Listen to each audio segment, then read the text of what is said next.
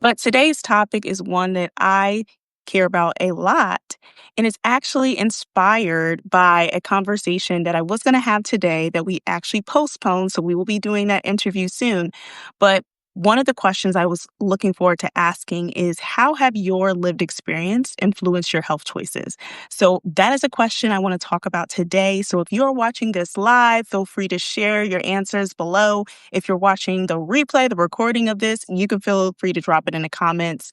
But the reason why this question comes up for me right now is I was really thinking about one of the biggest impactful moments that influenced my health choices with my diagnosis of rheumatoid arthritis and Sjogren's syndrome. If you're part of the Enhanced Black Women's Health community, you know this topic very well because I talk about it a lot. But if you're brand new to me, I should probably introduce myself. My name is Tamisha Campbell. I am a writer at Enhanced Black Women's Health community. I created this community so we can have really open topics around health disparities and things that uniquely impact Black women and as well as Black men. But one of the questions that I came up with this interview, I said that it's been postponed, but we will have it soon, is how have your lived experiences influenced your health choices? And the first thing that comes to mind for me, like I said, is getting my diagnosis of rheumatoid arthritis and Sjogren's syndrome really did influence me and impact me in the fact that it challenged me to find the people that could best support me in being able to go through the treatment process, being able to go through the healing process, and understanding that I myself didn't have to have all the answers. But I did need to have enough information that I needed to make an informed health decision. And let me explain what I mean by that. Is that one of the things that happened when I first got diagnosed was my doctors, of course, put me on medication. I'm not anti-medication, so just want to be very clear there. However, the medication wasn't necessarily having an impact. It wasn't having a negative impact. It wasn't having a positive impact. It just wasn't having any impact. So I myself said, hey, I want to really look at how to do this from a more holistic approach. So that's what made me dive more into nutrition. I already had my nutrition certifications, but it made me really look at it from just an autoimmune focus specifically and look at different nutrients and understand how that impacted me. But obviously, I didn't have this quote unquote experience when it was from a practitioner's standpoint. I only had this experience as a patient, right? So I needed to go find the studies. I needed to do the reading. I needed to find the people who had already gone through this experience and were on the other side. So I share that to say is that sometimes I think when it comes to health, because it gets so individualized, there's a tendency for people to think that I have to figure it out all myself. I have to do the diet. I have to do the exercise, the meditation, all of these different modalities without realizing, yes, you can do all those things, but also understand on the other side of that is someone who's already gone through this experience, has figured out all of the ways you could do it, the ways that worked well, the ways that didn't. And rather than you to try to figure it out on your own, asking for help. And being able to read the studies, being able to find the people was how I found autoimmune wellness and how I went through their program and became an AIP certified coach, which is a conversation I will eventually have on a broader scope because I do want to have a specific autoimmune focused conversation.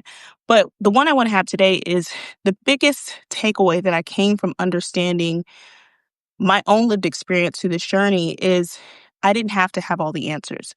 So I share that to say, regardless if you're autoimmune, if you're facing other chronic illnesses, if you're facing no chronic illnesses, understanding that this journey is not one you have to do by yourself. And I just come to think of it because right now we're preparing for Wicked, Wicked for Good. So like everyone's talking about Dorothy right now on the Yellow Brick Road and all this stuff. Of course, Glinda and. But I think about this story of just Dorothy's story on the Yellow Brick Road. She wasn't by herself, even though obviously she could have taken a train to get there faster if Glinda wasn't trifling. But that's a different story for a different day. But the point is that she wasn't on this journey alone. She took it with other people. She wasn't trying to figure out how to get on this yellow brick road and how to do all these things by herself. So why do we think that we are already on one side of it, whether you're, like I said, you're autoimmune, you have a chronic illness, you're just trying to, live a healthier life, you're trying to, you know, go through the process of prediabetes, whatever it may be, understanding that you're on this side and you're just trying to figure it out. You're already got your own stuff going on. Plus the world's on fire. but then you're trying to get to the other side once again by yourself. I just encourage you that you don't have to do this alone, that there's lots of communities out there. There's lots of people who have gone through this experience. There's a lot of knowledge out there. I do want to say, don't get to the point where you overknowledge yourself. That's not really a word, but we're going to make it one, where you're just taking in a whole bunch of knowledge and you're not acting, taking action on anything. Choose one and just go down that path. But I do encourage you to kind of really think through whatever action I take is going to get me a step closer to where I want to be. Whether it's something that works out perfectly, because guess what? I've gone through the side of AIP that was way too restrictive and was mimicking a lot of my disordered eating habits in the past and realized, okay, I went too far. And then guess what? I just walked myself back. I just walked myself back to normal and started again.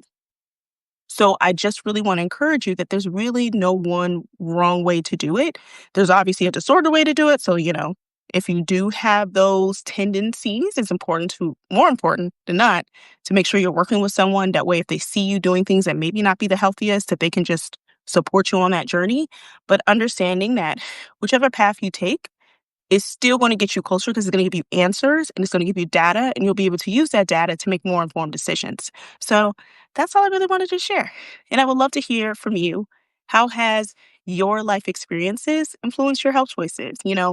Whether those life experiences have turned into positive health choices, or maybe they've turned into not so positive health choices. And you've learned from that too. You use that data to make more informed ones in the future. So that's what I wanted to share tonight. I do look forward to, like I said, the rescheduling that interview I was going to do at the same time. So looking forward to that coming out in December. Um, y'all are definitely going to love that one. So I definitely got to respond to an email about rescheduling that, because that person's looking forward to talking and I'm looking forward to talking to them. So that's all. I'm going to not spoil anything, but talk to y'all soon. If there's any topics specifically you would love for EBWH community to cover, drop them below this video. Feel free to send me a message. And we'd love to add them to our calendar, because we got to figure out what we're going to be writing about in 2026. We're working on that now. So your ideas would be wonderful. Thanks so much. Talk to y'all soon. Bye.